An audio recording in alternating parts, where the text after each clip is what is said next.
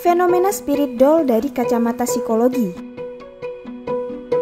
Katanya bisa mendatangkan rezeki. Fenomena spirit doll atau boneka arwah menjadi obrolan yang tengah hangat dibicarakan netizen Twitter, TikTok, bahkan Instagram. Boneka arwah ini jadi perhatian karena katanya bisa mendatangkan rezeki. Tapi ini baru katanya ya. Gak cuma rezeki, tapi bagi orang yang tertarik dan percaya dengan spirit doll, boneka ini dipercaya bisa membuat hidup mereka lebih bahagia. Para pemilik spirit doll juga merasa mereka punya teman untuk ngobrol. Apa ya spesialnya si boneka arwah ini? Cuma sebelum ngobrolin lebih dalam, sebetulnya boneka arwah ini sudah ada di Indonesia sejak lama loh.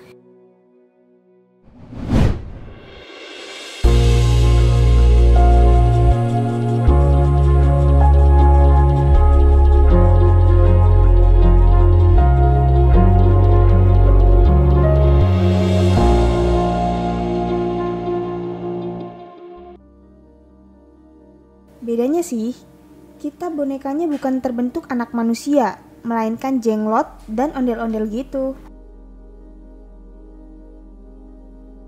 Ondel-ondel sendiri merupakan boneka dengan ukuran besar, dianggap spirit doll-nya orang Betawi. Apalagi dengan fungsinya yang dipercaya sebagai penolak bala. Ya percaya nggak percaya sih. Nah, kepercayaan sama hal-hal kayak gini tuh ternyata ada hubungannya loh sama psikologi. Tapi tenang, sebelum kita masuk ke bagian itu, kita bahas dulu apa itu spirit doll dan gimana awal boneka arwah ini jadi trending. Fenomena spirit doll. Boneka ini merupakan boneka plastik yang menyerupai manusia. Kalau kamu familiar sama boneka Suzanne milik Ria Enes yang eksis banget sama lagunya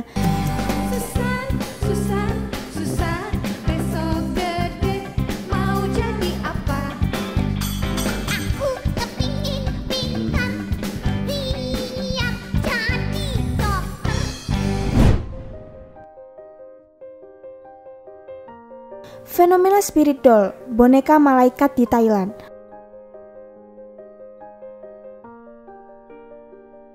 Awal mulanya dari Thailand tahun 2016. Ada boneka yang lagi tren punya nama loh, yaitu Luktep yang artinya malaikat anak. Orang-orang di sana percaya kalau kehadiran Luktep ini bisa membawa keberuntungan dan kebahagiaan untuk mereka yang mengadopsinya. Bedanya apa ya sama boneka biasa? Boneka arwah dipercaya diisi arwah-arwah baik. Makanya setiap orang mau mengadopsi boneka ini.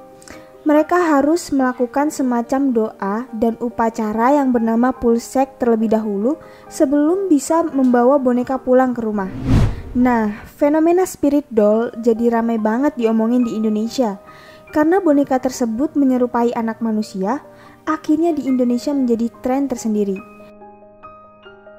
Banyak orang biasa sampai ke kalangan artis yang jadi spirit doll collector.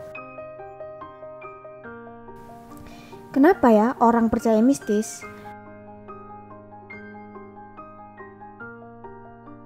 Dr. Anna Stone, dosen psikologi senior di University of East London, bilang kalau kepercayaan terhadap hal yang gak ada buktinya itu terjadi.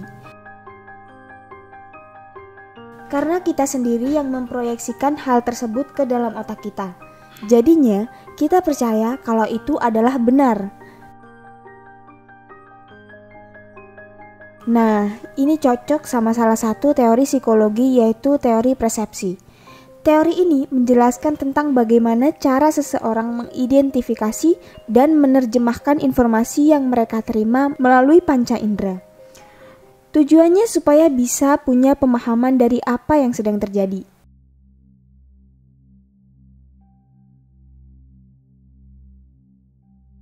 Persepsi yang kita buat ini ternyata berkaitan sama fungsi kerja dari sistem saraf panca indera kita loh. Karena ketika kamu mau mempersepsikan sesuatu, kamu biasanya bakal coba memahaminya dengan panca indera yang kamu punya dulu.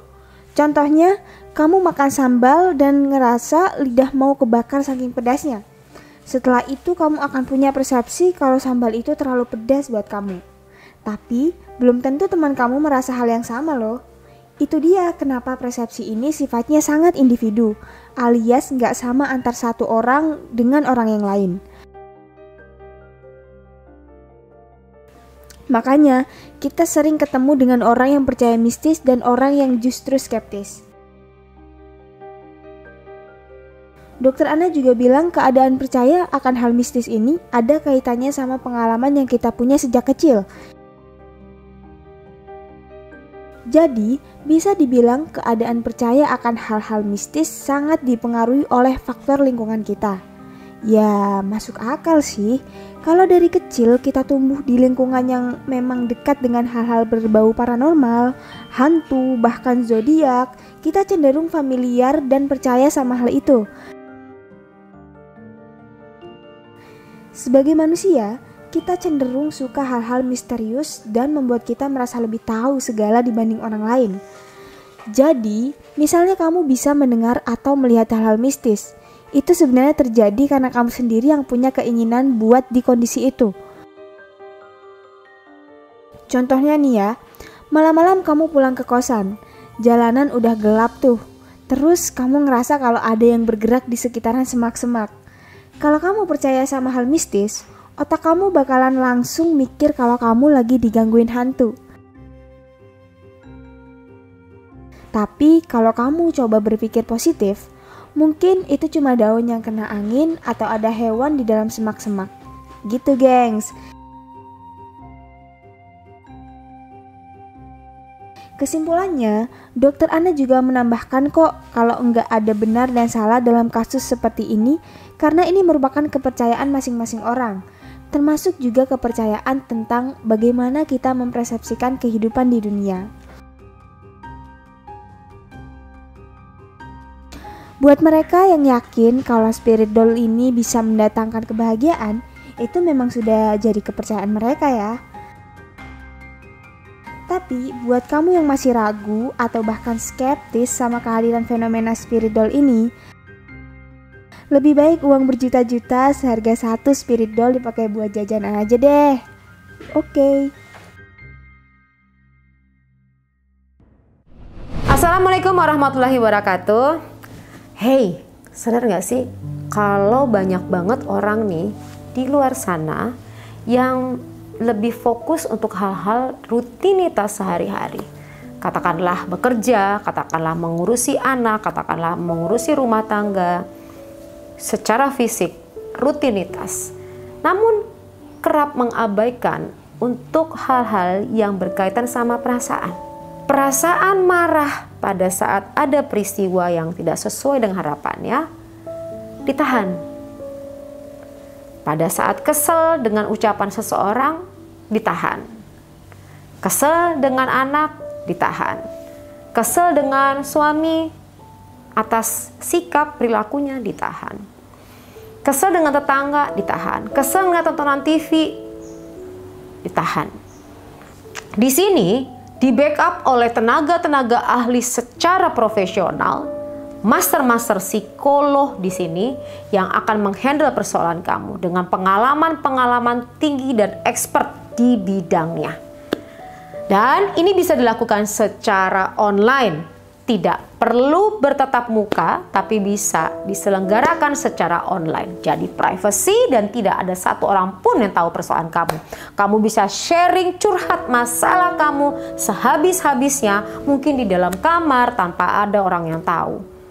Mungkin juga kamu bisa menceritakan di dalam mobil atau mungkin kamu bisa menceritakan di tempat-tempat tersembunyi kamu untuk menceritakan perasaan kamu yang paling dalam yang udah tidak sanggup lagi kamu tahan. Hati-hati kalau kamu menahannya, itu bisa meledak di dalam pemikiran kamu, di dalam perasaan kamu.